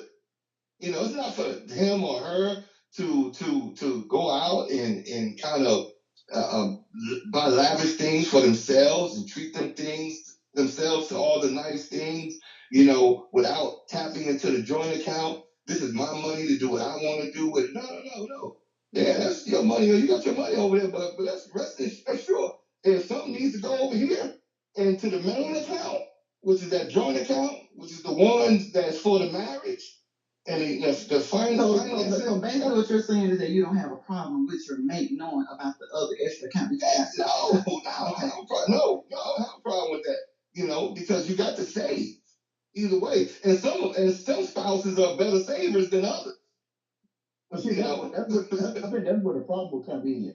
If you are a person that is good at saving, and you have another problem, another person in that same relationship that is not good at saving, that you know, kind of on the spending side, and they know that you got another account over there with the and then they feel like, oh, you know what, I can pull a little extra out here, put it back, or she'll put it back. You know what I'm saying? So then that's gonna wind up being a problem, right? If they don't put it back, there you go. But I mean, I guess it'll be a problem if they have access to it. But my thinking of with the separate account is that you only have access to your separate account. But to your separate account, you don't have access to that. But the joint account is a hand account. And the joint account is no hand. Said that, you know, something, if he was saying something about pulling a little bit out to do whatever, I'm thinking he means for the pulling a little bit out of the extra account. Is that what you mean, Mike? No, I'm saying, like, if they know about the extra account, and they be like, well, okay, well, I can put a little bit out of the joint account to get. That's what she was saying. That's what she was saying. He'll put it back. He or she'll put it back in there because they're so good at saving and they know that we got to pay these bills. And because they know about that other account, they more likely to do something like that. That'll be a problem in the long run. But if I see what you're saying, that'll be a problem. Yeah, that's why some people don't, and that's why some people don't tell about those extra accounts. That's what I was into. That's my whole, all the way around my whole from point A to all the way to Z, my whole circle is because, like Mike just said, sometimes when people do that, it's because they know that their spouse has some money. They kind of get. I'm saying they got a little. The fingers they're a little touchy on the money, and they may spend a little bit more. So that's what I was saying. Should they even know, or how do you feel that should your spouse even know about a separate account or an extra account? Because it doesn't have to just be one, you know. So should they even know, or do you feel like to some degree, as a person, you should be able to have that privacy to have an account that nobody knows about but you? Okay, now as a person, sure. As a spouse, hell no. But you gotta be like you're still a person. I mean, I'm just saying you're still a person. You get married, okay? When you get married. Hold on, just I knew a couple that, and this was when people going down to the casino all the time. They had the buses going down into the casino, and this person was pulling out the joint account to go down there. And I ain't gonna spend this much. And they get down there, they want to spend a little bit more than they want to spend. You know what I'm saying? But if I had a hit, it would have been good. But you didn't hit. You didn't spend more money than you want to spend. And we're going to be short on our bills. But if not for this other person, which just happened to be a lady, she had some extra money that she put back into the joint account, and they were able to pay their bill. So if he had known that she had that in the first place, ain't no telling how much more he would have spent down at the casino. Right. So, like, you know, so I done seen it both ways. Right. And yeah, you married, but everybody ain't looking at marriage the same. That's why you have prenups. I mean, in some degree, something has to be your own. At some point, it's yours. Yeah, well, you married, but I mean, everybody ain't looking at marriage like that no more. But it's a some degree, as long as you're not in a 50-50 state, it's yours. Guess what, though? I'm gonna say this, and I always said, the law don't care what you think or how you feel. The law is the law. In the state of Alabama, that is his money and her money jointly. I don't care where you put it. At the end of the day, whatever you made after you said I do, it belongs to her and it belongs to him jointly. So it doesn't matter. It's not a community state property. No, Alabama's not a community state. Yeah, Alabama is a community. Yes, it is. Yes, it is. That's why people leave California because of that. Alabama is a community property state. Where y'all getting this at? Just do your homework. Next month, next Tuesday. That's y'all going tomorrow and call the court. Say it is. I'm saying it is. I'm just saying. I'm not saying it is, but just for argument's sake, I'm saying say it is. Do you think when somebody like me, when I ask you a question like that, even if I thought it wasn't, or if I think it is, you think I'm gonna have it set up so that he can get I mean, you think I'm gonna have it set like that? Come on, Jesse. You think it's gonna be because my thing gonna be like, I don't care what these laws change. You see what I'm saying? Like what if it was a community when we got married and it's not now? What if it wasn't and what if it is now? So my thinking is self-preservation and myself and my kids. That's always my train of thought. If it came down to something like that. Do you think that somebody's gonna leave their name on there so they can say, oh hey, that's the too, or that's the wife's too? Actually, it is. A lot of people will, but what I'm saying to you is someone who thinks smartly and somebody who doesn't put all their eggs in one or two baskets. Under them circumstances, I'd say don't get married. Don't get married. They're doing it every day. If you're gonna get married, you can get married whether you want to. I honestly think that you was mistaken about the community state. Because I know several people that got divorced here in the state of Alabama. I got divorced. I got divorced here. And that judge made it clear. He made it clear to me that that's community property. He made it clear what was community property to me. So I don't know what state or what courtroom you was in, Mike. They were in. They were in. I was in. He made it clear. I've been divorced here too. So, and I know I had to give up half of my stuff. So he made it clear what was community property. He made it clear, And then when I went and looked over what community property is, I got a better understanding. In the state of Alabama, if your wife moves into your house and you're paying mortgage on that house, still paying mortgage on it, it's not outrightly bought. She moves in and you're still paying mortgage on that house during the course of that marriage. Do you not know that's her house? Do you not see she's ownership of that house? Well, I'm gonna just look at it like this law I just saw. This very reputable lawyer that I know that I just saw. Actually that I just shot it to right quick. He must be up because he shot it right back. Laughing emojis. Gad, what you doing? Alabama is considered an equitable distribution state. Thank you. So does not necessarily mean things will be divided in equal parts. That's what I'm getting at. It will be divided equitable. Does not mean. Wait a minute. Let me finish. Does not mean it was not 50-50. Wait a minute. For me, it's just not 50-50. Let me finish. If you have a house and you're paying on your house and you get married, she comes in and you're paying mortgage on that house. She is ownership of that house. The equity that comes out of that house is what is built up from the point of that marriage. That judge will have you all look into that, and he'll find out what the equity of that house is when she came, and you have to split it accordingly. That's the case. You can buy her house. So it may not be equal. So that's what I'm saying. It may or may not be equal. Here's another resource. Alabama is capital NOT, a community property state, which means marital property is not automatically. Now, situations, you're looking at your situations and maybe situations with some of your friends, but the state Alabama is not a community property state. Capital NOT not. The judge has the right to decide what's most equitable between the spouses in a divorce case. And you think your I think judges are going to do that. I don't think you think your bank. I think you get a good lawyer.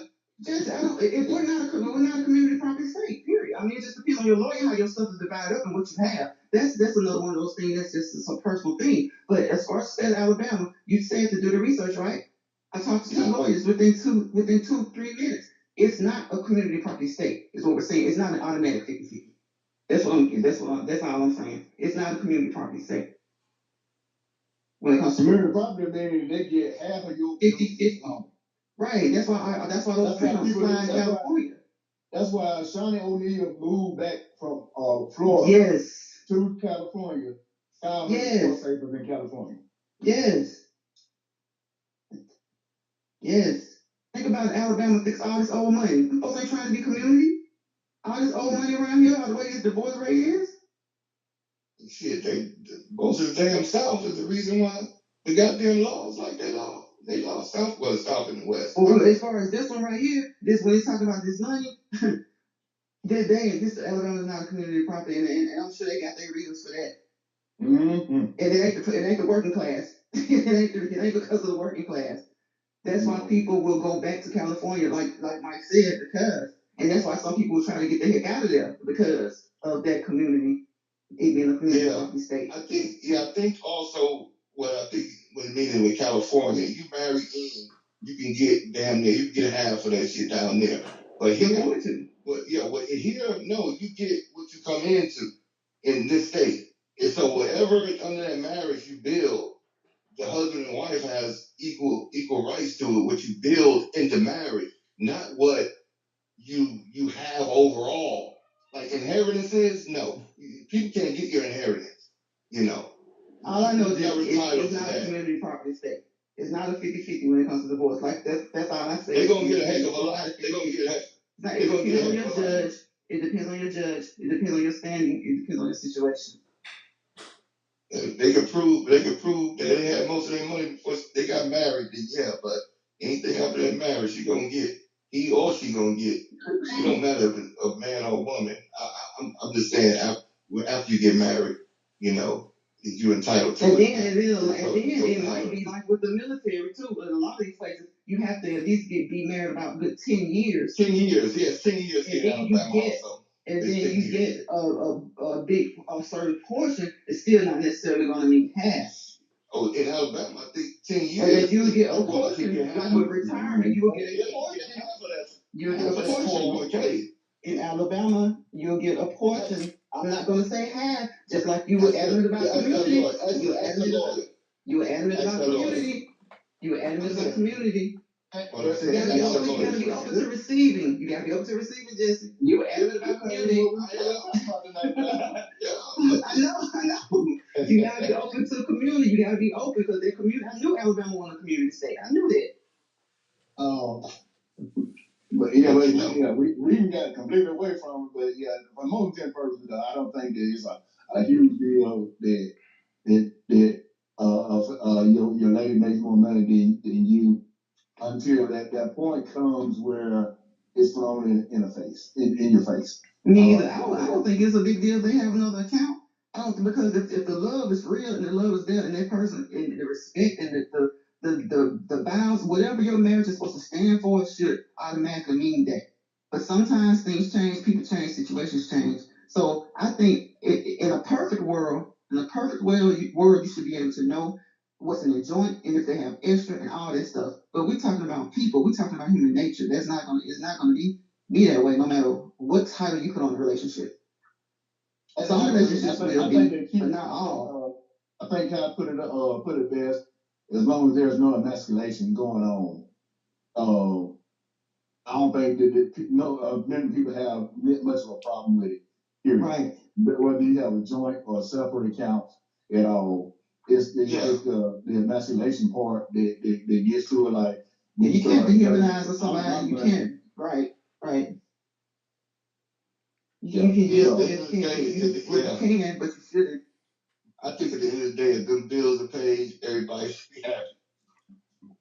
You know, that bills are paid because that's the main priority. Period. That's the priority. Yeah. The household got to be taken care of. The household got to be taken care of. And what you want to go do, where you want to go, what you want to go eat, what you want to go find and wear and put on your head or your feet. Hey, take care of that house first. But you take care of the house first. Yeah, take care of her first. Push you a little bit to the side so you can go to the first man. Get her first. Yeah, as long as they don't interfere with your house. That's what I'm saying. Like you said before, the dude at the casino, you know, he said if he'd have known she had some more money, he probably would have spent more money. Nah, he didn't say that. I said if he hadn't known, he probably would have spent money.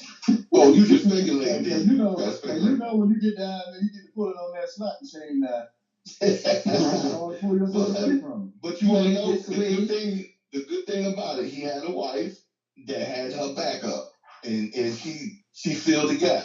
You know what I'm saying? Now you have some of them folks that they go into that joint account and they don't have no backup to put it back in there, and then when they start paying bills, now you're gonna have a problem in your marriage. Now money's gonna become an issue. Because that's an issue if you go down there and hit and don't put that money in that joint account that you took the money out of. That'll be that's gonna be more than a hit. And what's going to be the issue is if you say, well, I ain't take that money out of no account. So that's why I say it just depends on the people. Because guess what? Just like I'm saying, like if the guy or the woman could go down there and get $10 million, and like you said, we ain't a 50-50 state, but even if you're in a 50-50 state, they might be like, you know what? I hit that. I'm gonna tell you, I ain't telling him that. But say he finds out, and then he or she is like, I ain't take that out the pot. That was out of my account. People just be people these days. You just never know what somebody will do. If you got that right husband, that right wife, you pretty much know. But anything can happen, and plus money changes people. So we gotta think about the amount of money we're talking about too. If you go down there and you hit $10 million and y'all was having an argument before he left. Oh man. Come on with it. He ain't coming back. That divorce that somebody was thinking about or contemplating became that much easier. He's gonna keep it moving. I'm already made. He gonna try to keep that to a secret because he know if he gonna keep it a secret. If he gonna bring it out, I'm telling you, he's gonna come out of something to her. The judge gonna give it. He gonna give it. Sometimes when people be like, "Don't take my picture." Yeah. Oh yeah. Don't take my pictures. I ain't letting that. Absolutely. A lot of times, folks want them cousins that they ain't know call them. Oh, of course. A lot of they don't want nobody to know. They don't want nobody to know. Cousin Billy who? I know you. Take my picture. Because everybody become your cousin. Who, me? That money me. Saying here about wanting that money. Money me. Got a crown on. All day long. Money make you act funny. So I'm telling you. Oh yeah. I've seen it. I've seen money. Yeah, and it's these lasting, but it is sad though. But sometimes it's the small amounts of money that make people act a certain way. Absolutely. But and we talk about like cousins, not even marriages, cousins, family members. Sometimes family members fall out about money. Yeah. Yeah. Not even cousins. I mean, like you said, it's not just cousins, family members. I mean, friends. Hey, something the crazy part about it? It'd be more like family than friends that fall out about money.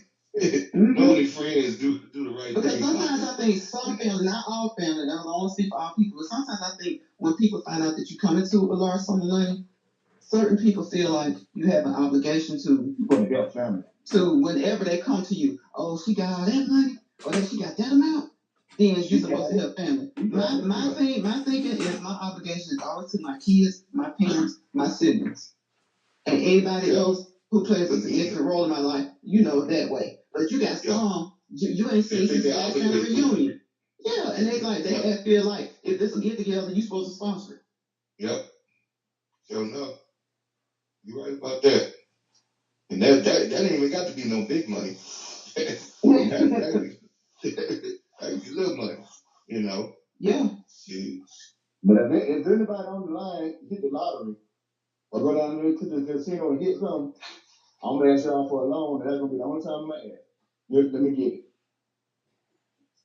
But y'all know what? I know, we talk about old school stuff, but that's what a lot of the elderly people used to say to us. Mm-hmm. It's gonna cost if they borrow. If you with rule number one, especially my great granddad, it was always I don't have 50 you can borrow, but I got 25, 30 you can have. Don't expect it back, especially from certain people. Yeah. Just don't expect it back. That's the best way. That's the best way. For some, you got some people who are a little closer to you than others.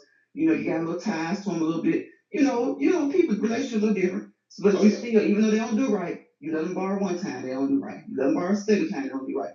And sometimes you get mad and you might let them borrow again way down the line, but you be like, you know what? That them other two that you didn't pay me back, it was every bit worth it for me not to never give you no more. Deal what you get. Yeah. You just paid yourself. You just paid yourself out.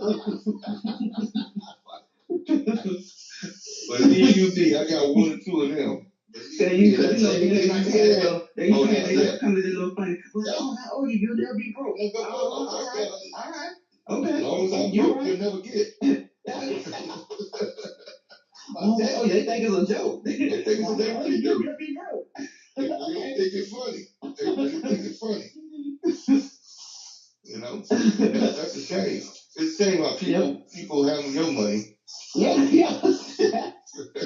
Yes.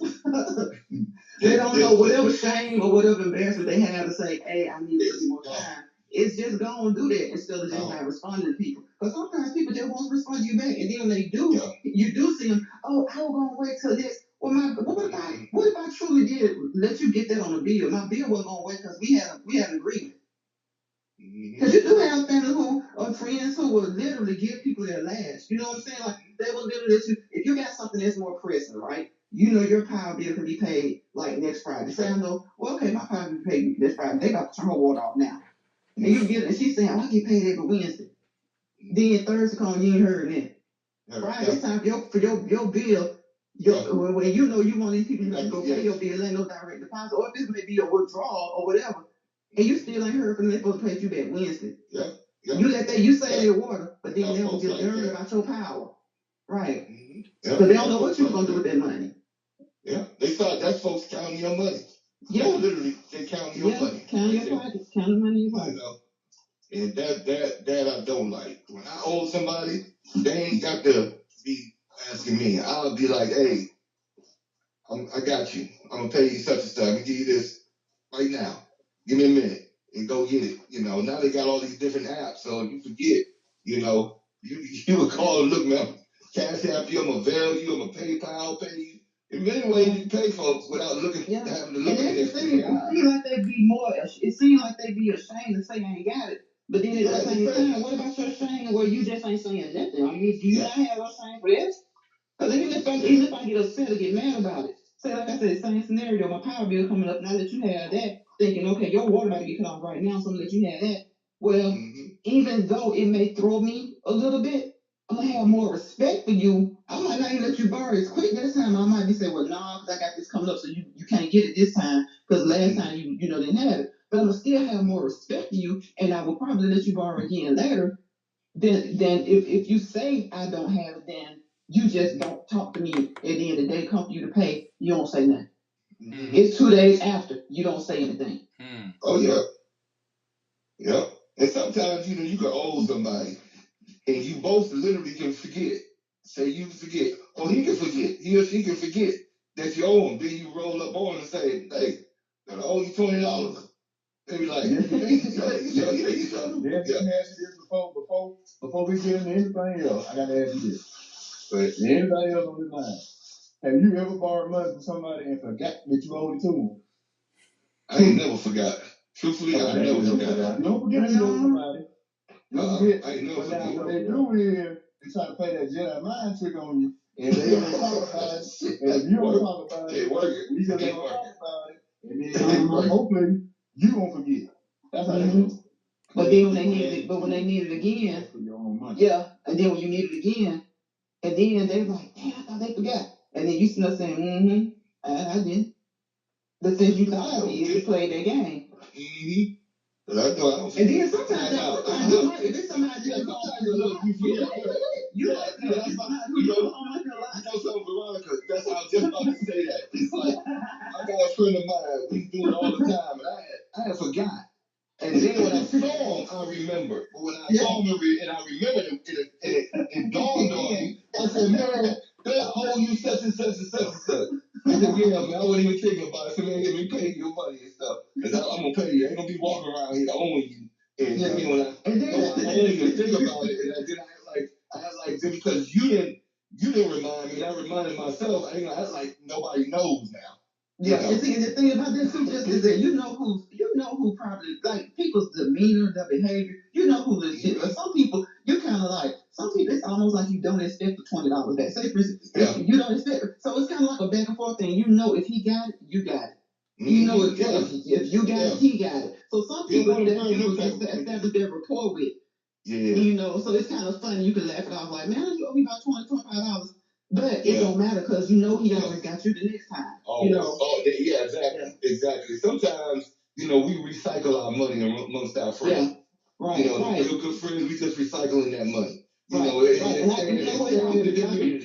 I'm gonna get out this phone because then we finna cycle back to what Darryl always talk about. Did he always speak about that community pot one time? Yeah, oh yeah. You know, community money, keep it in the community. Because you got people around here that need help for real, y'all, and they are trying to ask. And I don't care who it is. I need help with it. I'm talking about, and you be trying to ask, but if you had that community pot or a set of people, kind of like you do at work sometimes, like when they win those lotteries, or when you just kind of helping people out for hard times, you got that bank.